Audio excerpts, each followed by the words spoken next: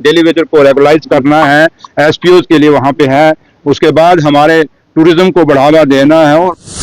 Simple एक था कि मेरे क्योंकि डिपार्टमेंट में है, पॉलिटेक्निक मेरे अंडर आते हैं स्किल के अंदर और स्किल डिपार्टमेंट के अंदर, और लिहाजा उसी सिलसिले में क्योंकि थोड़ा सा मैं खुद भी देखना चाहता हूँ अपनी, क्योंकि जैसे उमर साहब हमारे चीफ मिनिस्टर साहब ने भी कहा कि सरकार वो जो लोगों के दरवाजे तक जाए, और हम ये देखने के लिए आया था कि बच्चों का आज पहला दिन था यहाँ कॉलेज का, और मैं देखना चाहता था कि उनको क्या क्या फैसिलिटीज हैं और उनको क्या क्या सहूलतें यहाँ पे मिल रही हैं। तो लिहाजा हमने देखा है और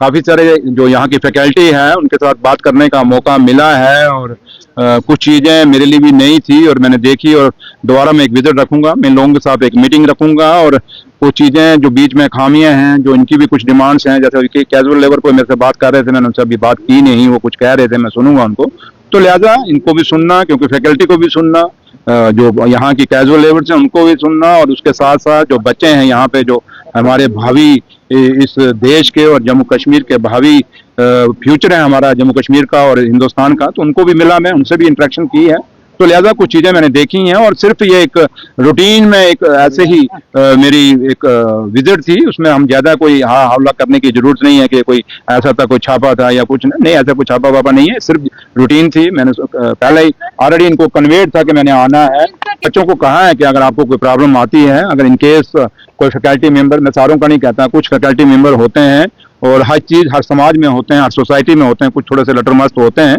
तो अगर कोई ऐसा कोई फैकल्टी मेंबर या कोई आदमी आपको या कोई यहाँ की जो एडमिनिस्ट्रेशन है उनकी तरफ से आपको कुछ अगर सहूलतें नहीं दी जाती, हमसे दी सरकार की तरफ से आती हैं, बट नीचे स्टूडेंट्स तक नहीं पहुंची, या उनको अच्छी केयर नहीं होती, या अच्छी पढ़ाई नहीं होती, या उनके जो यहाँ पे लेबॉर्ट्रीज जो मैंने देखी हैं, बड़ी अच्छी लेबॉर्ट्रीज हैं और वेल फर्निश्ड लेबॉर्ट्रीज हैं, तो मैंने उनको कहा है कि आप मेरे से डायरेक्ट आ सकते हैं, और ये जरूरी नहीं कि आप मुझे नाम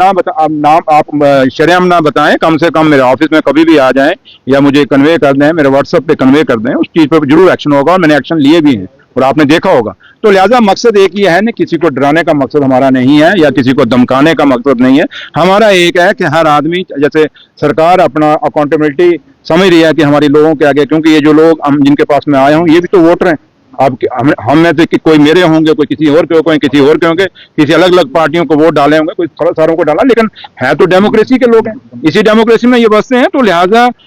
इनकी भी सुनना जरूरी है और इनको भी सुना और सब कुछ है, लेकिन अल्टीमेट यही है कि अकाउंटेबिलिटी फिक्स करना। अगर सरकार की अकाउंटेबिलिटी है तो ये जो सरकार के फेसेस हैं, जो सरकार के पहिए हैं, जो सरकार के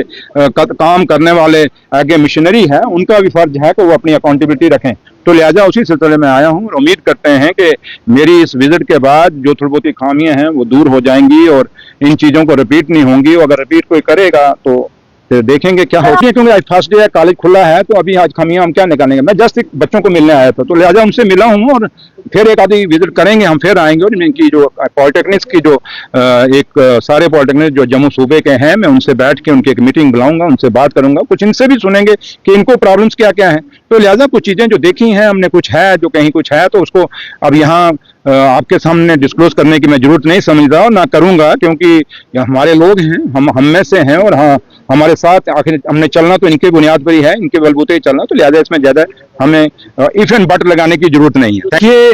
जहां तक बजट का है, हम उम्मीद करते हैं कि जम्मू कश्मीर की सरकार चुनी हुई लोगों की सरकार है। ये सरकार को जो बजट के वहां से कोई पैसा मिलेगा वो सरकार को नहीं मिलेगा, वो लोगों को मिलेगा, और लोग हमारे लिए जितने इंपॉर्टेंट हैं वो उनके लिए भी इंपॉर्टेंट हैं, जिनकी आज सरकार दिल्ली के अंदर है, जो यहाँ पे नुमाइंदे की बात करते हैं। तो लिहाजा उम्मीद करते हैं कि जम्मू कश्मीर के काफी सारे इश्यूज हैं, जैसे डेली वेजर को रेगुलाइज करना है, एसपीओ के लिए वहाँ पे है, उसके बाद हमारे टूरिज्म को बढ़ावा देना है, और उसके साथ साथ जो हमारी इंडस्ट्रीज हैं, जो आज हमारी इंडस्ट्री जम्मू कश्मीर के लोग जो यहाँ के रहने वाले हैं उनकी इंडस्ट्रीज खत्म हो रही हैं और बाहर के लोगों को हमने इन 10 सालों में प्रायोरिटी दी है। और मेरे आने के बाद मेरे लीडर और जम्मू कश्मीर के मुख्यमंत्री उमर अब्दुल्ला साहब ने साहब कहा कि बाहर के लोग आएंगे तो पहले हमें ये बताएंगे कि हमारे लोगों को, हमारे बच्चों को नौकरियां कितनी देंगे, क्योंकि हमारे बच्चों को अगर रोजगार नहीं मिलेगा तो ऐसी इंडस्ट्री हमें नहीं चाहिए। हमें ऐसी ठेकेदारी भी नहीं चाहिए जो हमारे बच्चों को यहाँ पे आके नौकरियां ना दे। तो इसलिए हम साफ हैं, ये नहीं कि जो हिंदुस्तान हम सबका है, लेकिन इसका मतलब नहीं कि बाहर के लोग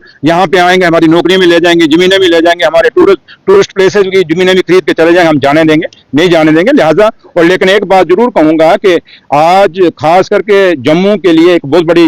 जम्मू को सोचना पड़ेगा कि जम्मू ने क्या करना है, क्योंकि जम्मू का आज इंडस्ट्री खत्म हो रही है, आज जम्मू का दुकानें खत्म हो रही हैं, क्योंकि ट्रेन आने के बाद जब ये कश्मीर में सीधी जाएगी तो जम्मू में व्यापार खत्म हो जाएगा। हम कभी नहीं चाहेंगे, ना उमर साहब चाहेंगे, ना हम चाहेंगे कि जम्मू रेलवे स्टेशन और जम्मू कभी पठानकोट बन जाए, क्योंकि हमारे बुजुर्ग बताते थे कि पठानकोट पहले बड़ी वहां पे गहमागामी हुआ करती थी, लेकिन जब ट्रेन